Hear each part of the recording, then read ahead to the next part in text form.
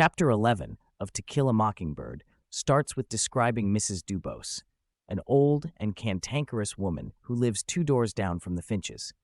On their way downtown, Jem and Scout often pass by her house and experience her wrath as she insults them, particularly targeting their father for defending a black man.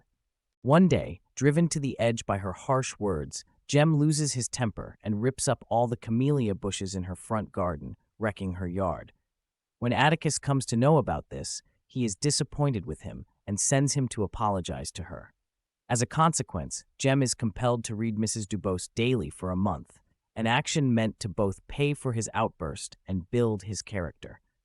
Scout also accompanies him during these visits. As days pass, they notice an alarm clock that rings intermittently during their visits, after which Mrs. Dubose is left tranquil and almost silent. The children also observe her physical deterioration. After a month, she announces that Jem's punishment is over. Just a few days later, they learn of her death. The children are left puzzled about the circumstances of her death, causing Atticus to reveal the truth. Mrs. Dubose was a morphine addict and determined to break her addiction before she died. The alarm was a timer, increasing the intervals between her doses. The reading sessions served as a distraction. Atticus tells the children that she was the bravest person he ever knew because she fought against her addiction, knowing death was imminent.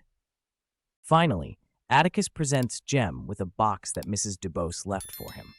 Inside, there's a single camellia, a reference to his destructive tantrum, but also representative of beauty, strength, and forgiveness.